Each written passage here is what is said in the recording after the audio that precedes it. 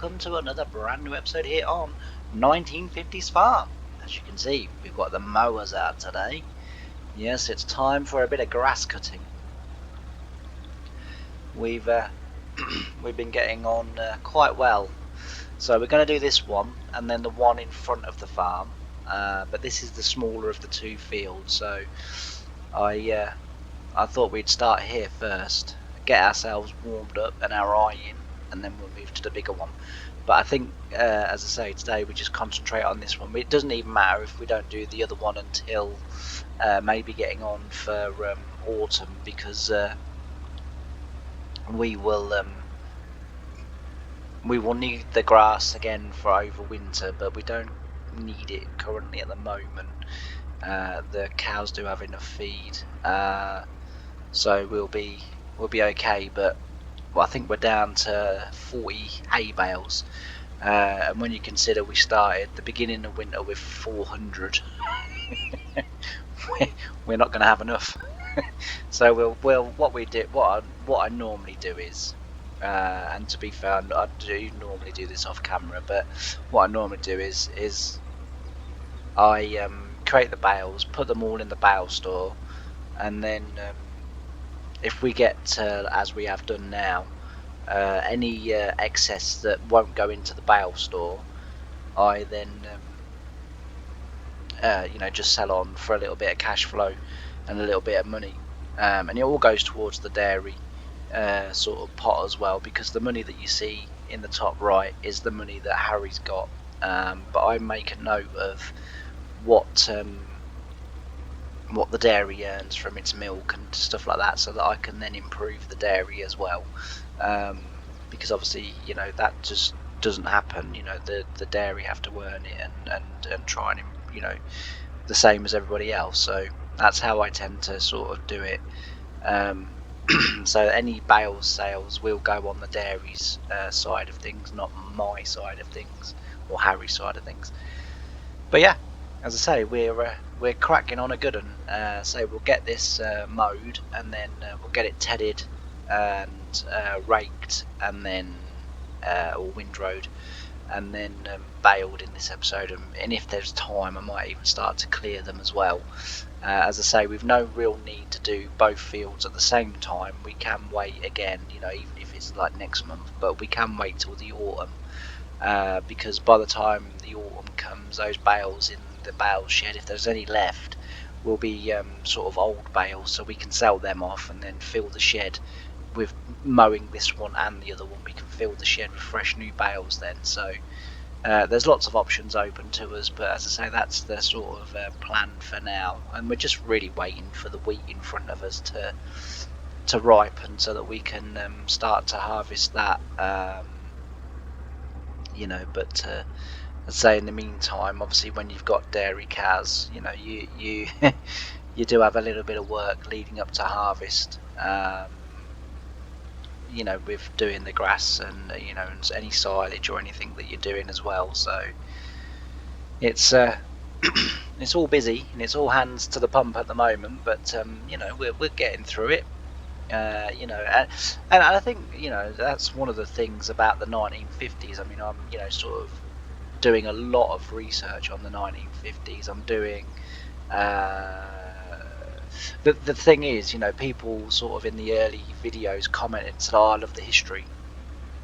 The problem that I've got is I love the history too, and I want to put the history in sort of every video, but the history that I gave at the beginning was the history for the 50s.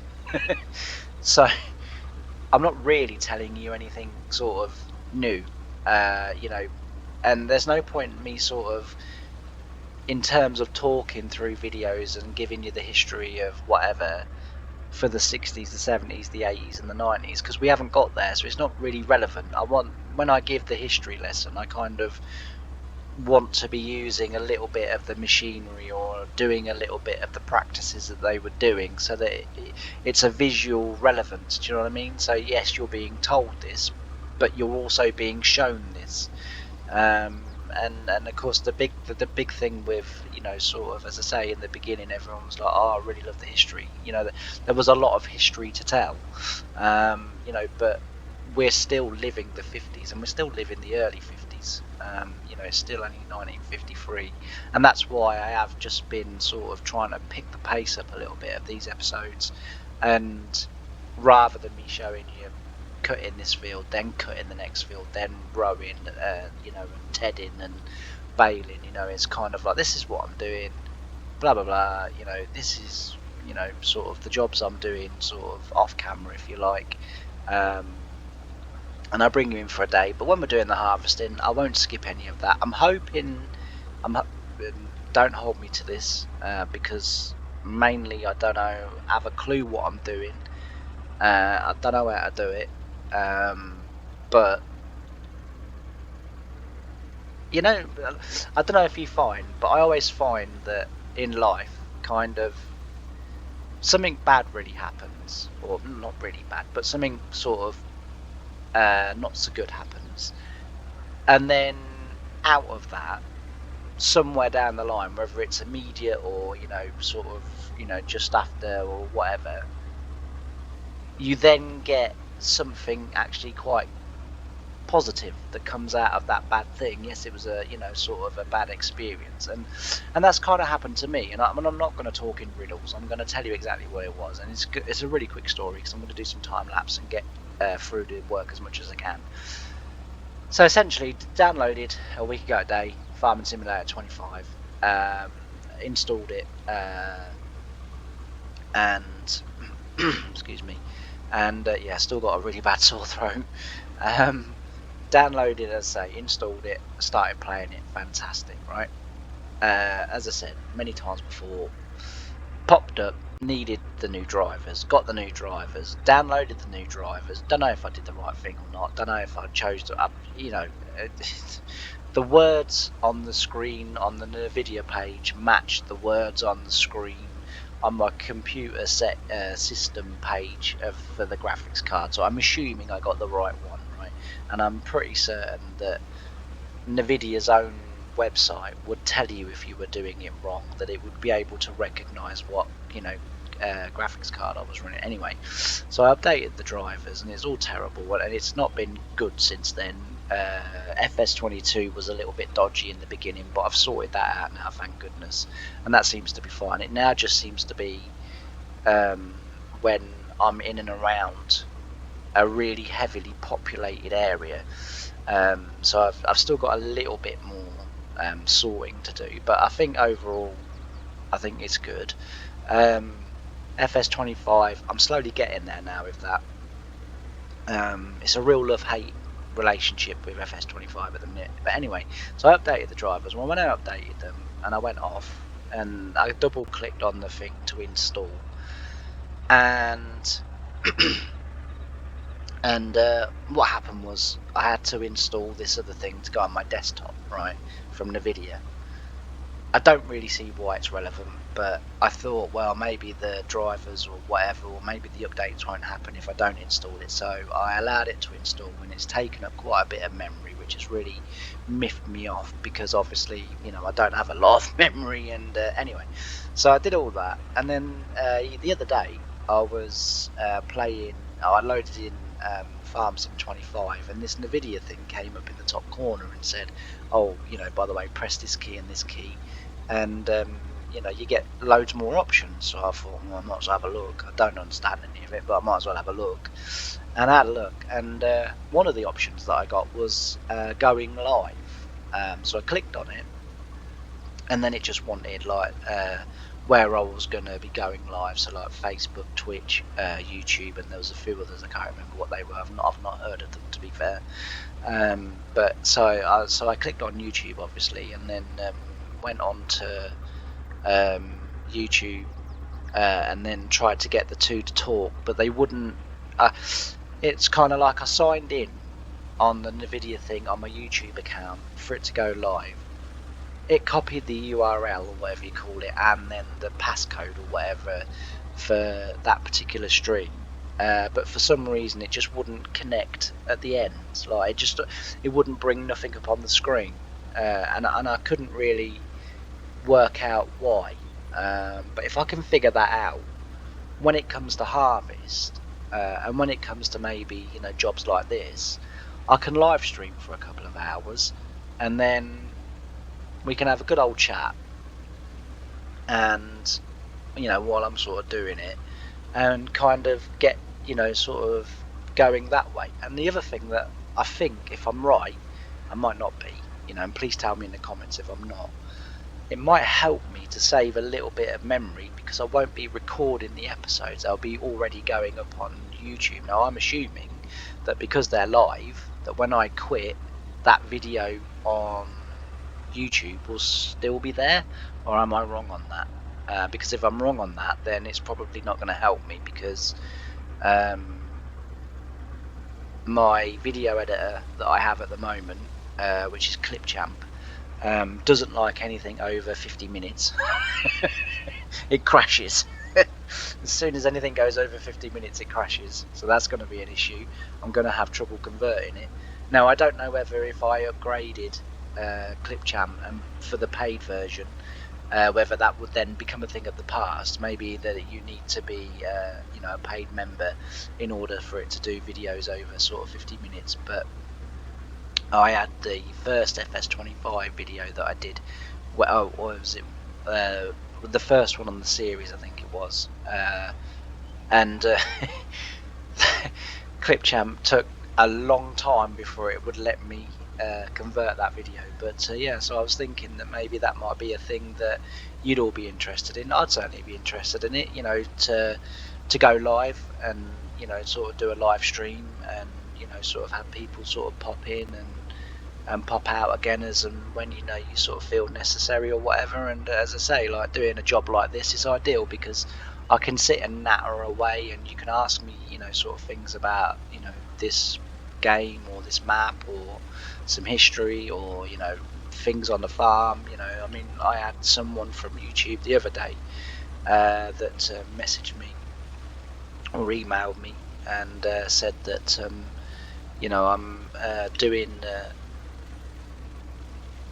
doing some ploughing, and for some reason my front furrow is chucking the soil beyond the furrow that it's supposed to be matching up to. And they said, like, I can't figure it out. And I got them to send me a couple of videos, like little video clips of their tractor sort of working, and also as well of the back. And within a couple of 3 minutes we had it sorted out.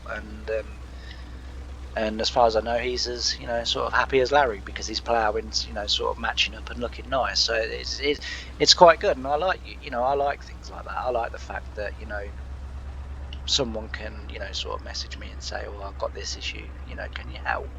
And I'm not saying that always I'll be able to help, but it's nice to be able to try to help people if you can. And as I say, that was quite a nice feeling that, as I say, someone had sort of reached out and said, you did loads of ploughing when you was at work, which I did, because that was my job. That was my main job on the farm. This is what's happening, and I don't know why. And it was as simple as we sort of extended the top link a little bit, and we just extended the top link a little bit. I can't remember what else it was now. I'd have to look at a couple of the messages that I send, but I know we extended the top link. When we also lifted the top link can sort of, kind of in a way, if you like, controls the back of the plough. So it sort of determines whether the plough's going to dig in at the back or whether it's going to skim at the back. And obviously, and as I've said before in some videos, you want the bar of the plough, what all the furrows are attached to, you want that to be as level as you can get it, and then your arms, your lift arms, then control the front of the plough. And I think, if I remember correctly, I think we just dropped the plough in a little bit. So we sort of extended the top link, dropped the arms down a little bit more, and just put the plough in a little bit deeper. but because we'd levelled off the back then, what it meant was that the back furrow, because the back furrow was in the ground a bit deeper, it meant that the front furrow then wasn't chucking the soil over the top. It was chucking it to it as it should do. I mean, another thing, you know, if, like, for any of you that are out there that sort of get that, another thing is to check the depth wheel. Now this is plough dependent really, so I'm talking more for Dad's well here. Plough, this is more plough dependent, this problem, but I had an issue where I initially started ploughing with a Dad's well 6 furrow, and it was a troweled one, and the depth wheel used to get you know, sort of straw and stuff, but below or between the ram and the bar that it sits on, and it used to lift it up slightly, and that will also obviously affect your you know, your sort of depth, and you know, and sort of how it's ploughing. And I used to find as well, when that happened on that Dad's as well, it used to make the plough crab a little bit as well, which is, you know, not really what you want. You want the plough to be pulling sort of square behind the tractor, and yeah, so as I say, like, we managed to sort that out, which was quite nice. So as I say, hopefully, you know, that would be something that everyone would be sort of maybe interested in me doing if I can figure it out. Anyway, I'm now going to flip over to a little bit of time lapse just so I can give my voice a rest and have a little drink, because it's starting to crack and break again, and then I'll come back when we've got a little bit done. We'll see what's occurring, and then as I say, we'll get on with the other jobs. I will cut out all the driving to and from the Harry's farm, because from here it's a long way round, so I will cut all of the driving to the farm and back again out, so that all you get to see is the actual action. But as I say, that'll be that's it from me for a moment. I'll need a drink and a little bit of a rest, so yeah, I'll switch over to some time lapse.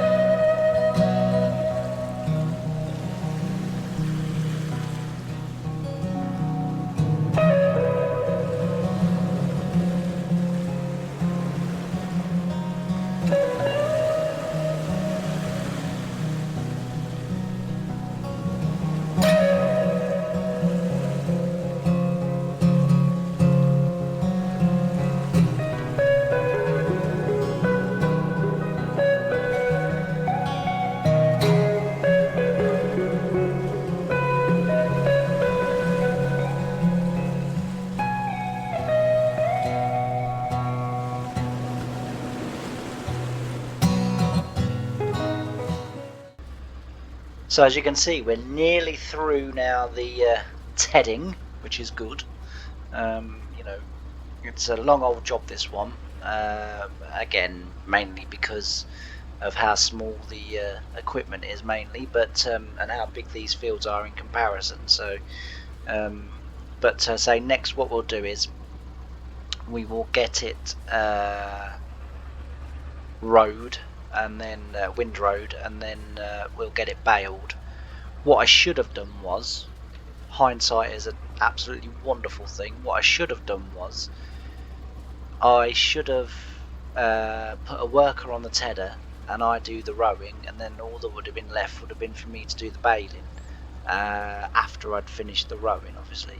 That would have been a much better thing to do. But the other thing as well is with that, we may well have been able to have had the worker on follow me, and he could have bailed behind us. So yeah, with hindsight, that's what I should have done, but never mind. We've got here now. So as I say, in a moment I'll switch back to some more time lapse, and then we'll get this finished road, and then as I say, we'll just so as we don't have another big chunk of time lapse of me just going up and down this field with a rower, what I might do is I might do some of it off camera and then cut back in, and then we'll be ready for a bit of baling. And then I'm going to leave the video there, because I'm starting to get my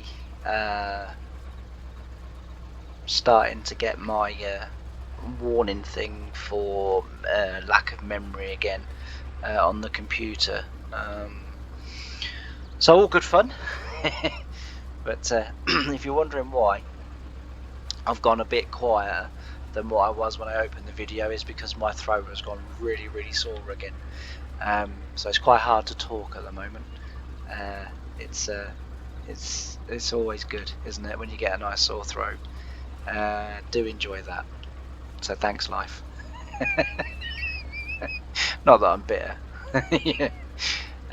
So yeah, so I just wanted to cut back in and say we get this done. And the reason, as I've said before, we're doing the grass is because we obviously want the grass for the hay. We want the hay for the cows. Interestingly enough, actually, by 1953, and I think I was going to talk about this in another video, and I probably will still talk about it in another video, but I'll go more in depth with it, whereas this time I'll just sort of kind of skim over and paraphrase a little bit. But in 1953, the first bale wrap combination was sort of trialed, shall we say. It wasn't very successful, and it wasn't tried again until the 60s, when again it wasn't very successful. But you know, I mean, I sort of laugh there, but you know, that's how, you know, we get what we've got today, where, you know, not only now we've got bale wrap systems, but we've got non-stop bale wrap systems, you know, that just can continually wrap, you know, without the necessity to you know, sort of be stood empty for a few seconds. And I'm thinking more of the non-stop balers, where the bale obviously comes out of the chamber, goes onto the wrapper drops it off, the next bale's pushed onto the, you know, and it's just continual. You know, so it you know, we get to where we are today because of the research and the effort they put in, you know, back in 1953. And you know, I think what gets lost in today's farming, or forgotten, is that if it wasn't for the likes of if it wasn't for the era of the 50s and the 60s, when, you know, things were new and things were being tried and we didn't know, you know, what happened then is thanks to what we can do now. I know that sounds obvious to say, but I think it gets lost. You know, I genuinely do. And funnily enough, I was sort of having a very similar discussion with someone on YouTube about it, I made a comment in one of my videos about the big problems that are going on in British farming today. Excuse me. And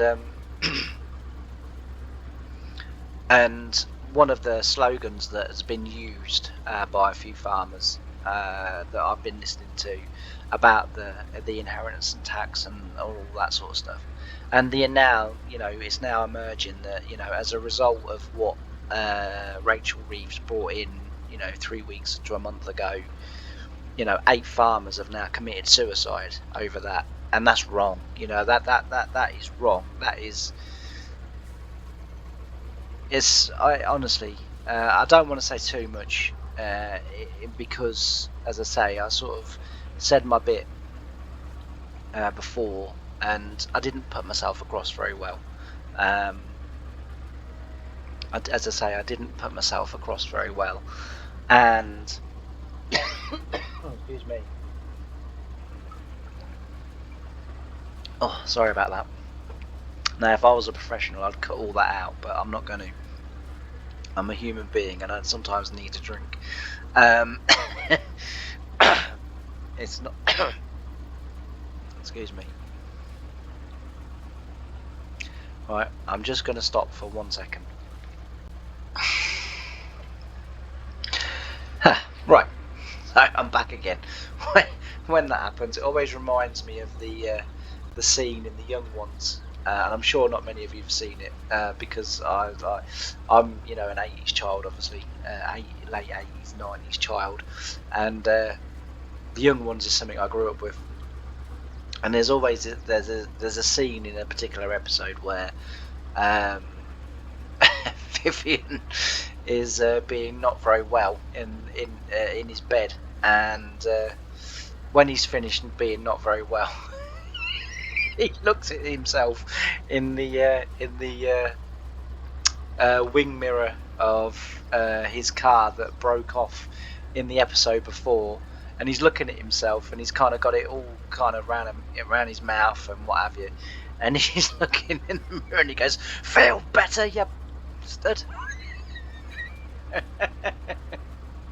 And whenever I get a coughing fit, I always have to, I just say it to myself because it just reminds me of it. It's so funny. But anyway, that's not to detract from what we were, or what I was talking about. Yeah, so as I say, lots of, 8 farmers, or reported 8 farmers, have committed suicide because of this inheritance tax.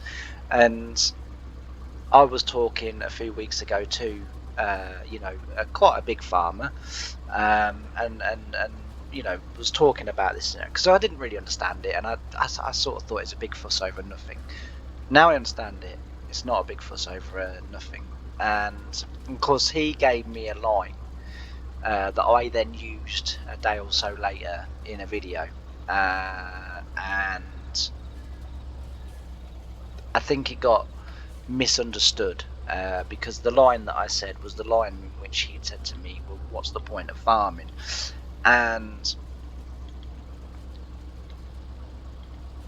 as I say, I think it got kind of lost in translation and it got misunderstood a little bit. I didn't explain myself properly, and the quote from that farmer, "What's the point in farming?" is not a case of we're belittling anyone that doesn't farm on like industrial scale. The quote that, or the reason why he said it was the big farms have got to stand up for the little farms, and they've got to help these smaller farms out and what have you, and I'm finding that in the area where I live, a lot of the bigger farms around here, and certainly the farm I lived on, are now starting to do that. They are now starting to give much more support to the small farmers. And as I say, it's got to a point now where enough is enough. Today there's loads of demonstrations in London. A lot of the farm that I used to work on, they've sent tractors down there. That's like a 300-mile drive from where we are, but they've sent tractors. They sent tractors on Sunday, so that they were there today. And you know, the government needs, personally, and this is where I get a little bit cross with everyone, not not just farmers, with everyone.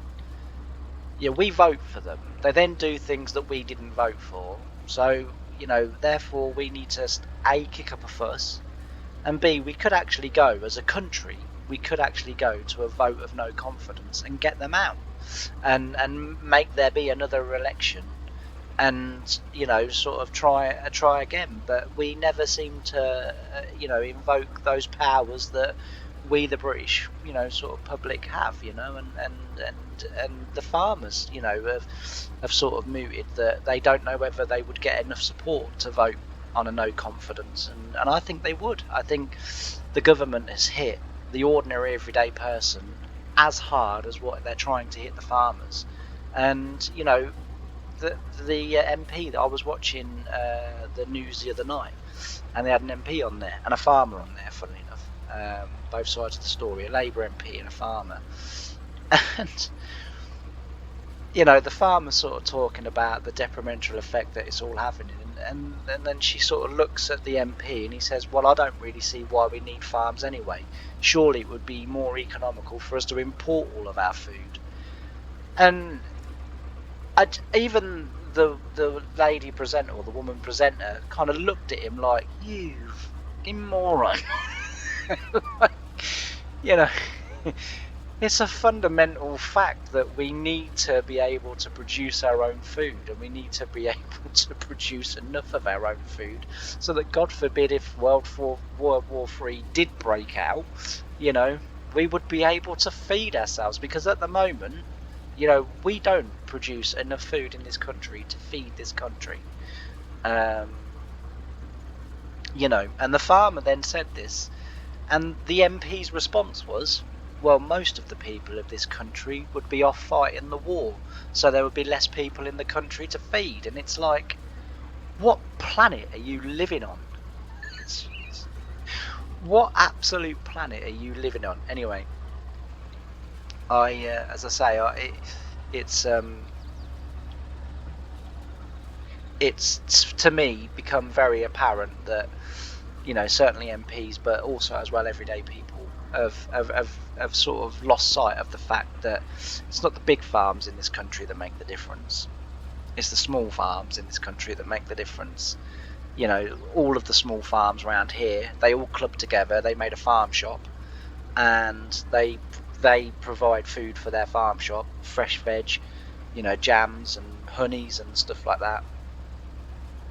And they're the ones making the difference. The farm that I worked on didn't make no food contribution to the local people in any sort of shape or form. It was a multi-million-pound business that needed to run with millions of pounds worth of profits, and that is on a industrial scale sort of thing. And but the small farmers, the little farms, they're the ones that make the difference. They're the ones that bring a sense of community. They're the ones that, when we have harvest festivals in this country, I think we should be celebrating. It's not the big farms. The big farms, and the person that I was sort of kind of that had messaged me about the sort of comment, and he'd sort of said in as many words, the big farms, all they're concerned about is looking good on paper. And that's absolutely true, and you can't deny that, not for a second. The small farmer, he doesn't care what he looks like on paper. He wants to know how he's perceived in the community. He wants to be able to produce local food for local people. And one of the small farmers has virtually gone over to growing vegetables on his fields, that all hand-picked, and then put in the farm shop, and then you can buy the produce from the farm shop. The leeks, potatoes, broccoli, cauliflowers, carrots, you name it, you can buy it, and that's how he does it. And it's him and a few people that harvest the field. Yes, he gets foreign students in, when he's sort of really busy to speed the job up a little bit. but and then having a couple of fields of pick your own, which we have around here as well, and we have for the strawberries and stuff like that, and it's, as I say, it's those people today that the big farms are marching for. Yes, it will benefit them, of course it will, but they're actually, I think, as concerned about the small family, sort of farm than as they're concerned about their own business. But so, if it's all possible, people, when you see the tractors out on the road and they are holding you up for a little bit, just remember, they're doing a very important job in the community, and it's as important to support the farmers with what they're protesting against at the moment, because in the long term that will help us in trying to get lower food prices, and compared to the rest of the world, our food is cheap, very cheap. I've been sort of researching the annual the weekly shop in like America and this country, Australia, and all around the world, and trust me, our fuel is quite cheap, and our food is very cheap as well compared. So it's but it's all going to help anyway. Before I make a complete fool of myself, I've very nearly got this finished. So what I'm going to do is I'm going to do the rest of this on contract, and then on contract. I'm not going to do it on contract. I'm doing it on a time lapse, and then, as I say, what I'll do is I'll get most of the field rode up, and then I'll come back. I'll get the field rode up, and then I'll come back with my baling, just so as we don't again get loads more of me going up and down with the rower, because as I say, I've done this a little bit wrong. But and then we'll be back with the baler, and then we'll get baled up, and that'll be the end of the video. And then the next video we can get collecting and do there's a few other jobs that need doing as well, so we'll be able to do them in the next episode. But as I say, I'll be back in a little bit.